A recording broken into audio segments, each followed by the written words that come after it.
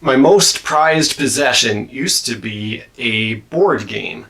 It was the collector's edition of a game called War of the Ring, which was a game based on Tolkien's Lord of the Rings trilogy. It was truly a work of art. It was filled with painted plastic miniatures, all kinds of great components, and the box was this enormous carved and painted wooden game box. But then I hit a period of financial difficulties, and I found myself with this item that was selling for $2,000 on the secondary market because of its rarity. And I could no longer justify hanging on to a toy that somebody would give me $2,000 for. So, much to my chagrin, I had to sell the game, and out it went. However, just a year or two after that, the publisher, Ares Games, announced an anniversary edition of War of the Ring.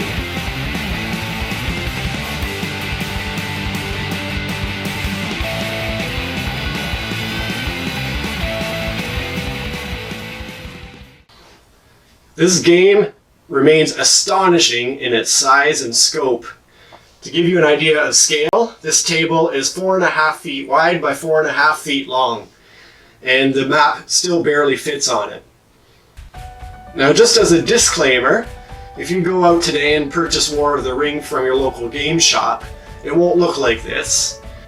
Because this is the anniversary edition you're looking at, all of the creatures and characters in the game are painted.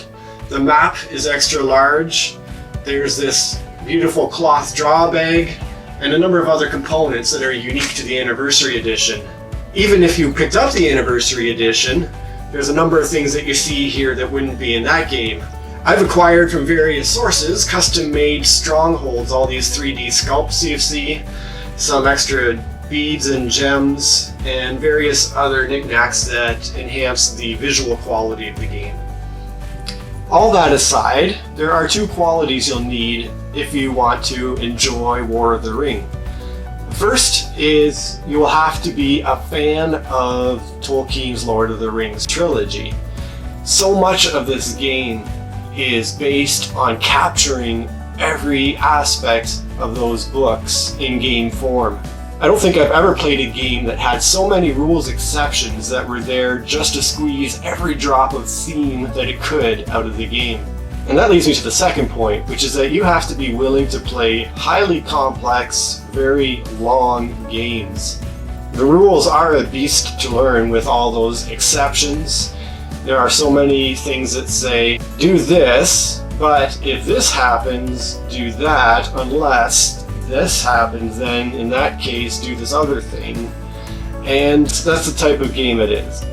And that's what you have to expect when you go into learning this game. The playtime is also several hours. The first time you learn and play the game, you can expect it to go to 6 hours perhaps, unless you're particularly adept at absorbing all those rules. Part of the problem with that playtime is you're presented with this massive map and a world of options, and on your first game you're going to sit there, you're going to look at this and go, where on earth do I begin? But once you've mastered the game, that playtime can, I've heard, come down to perhaps 3 hours or so, although I've never been that fast with it. This shouldn't be a game I love so much because I'm not a fan of highly complex games. I don't necessarily have the time to play these very long games anymore. And yet this game was my #1 favorite game for a full decade, until just recently when Gloomhaven took over that #1 spot. But I still think very highly of War of the Ring. And speaking of all those options you're faced with as you're looking at the board, you might initially look at this game and think, oh, it looks like Middle-earth Risk. You chuck some dice, remove some monsters, and you're good to go. But that would just not be accurate. Within this beautiful folio cover are 2 books. We have the 55-page game rule book, and we have a 100-page strategy book. I kid you not, there are 100 pages of strategy for playing the game. I'm not even going to read this book because part of the fun of playing a game for me is the self-discovery of the game and the strategies in it, and I feel like it would spoil it for me if I read all about the various strategies that can be used to play the game. But the fact that it's there shows just how much depth this game has.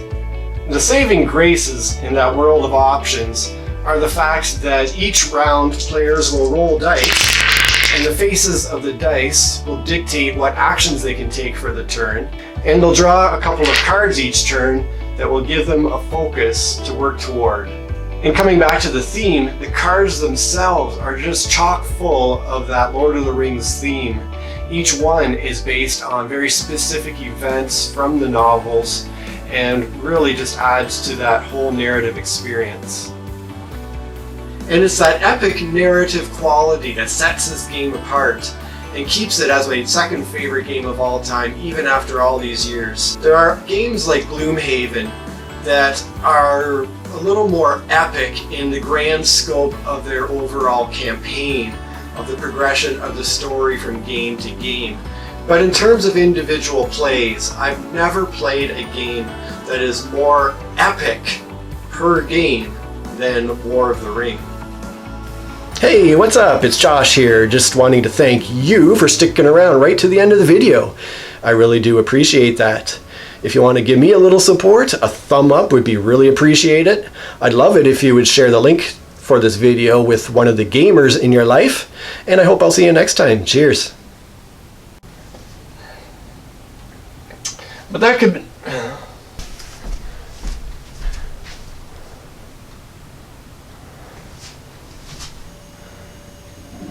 And coming back to the theme, the cards themselves are dripping with the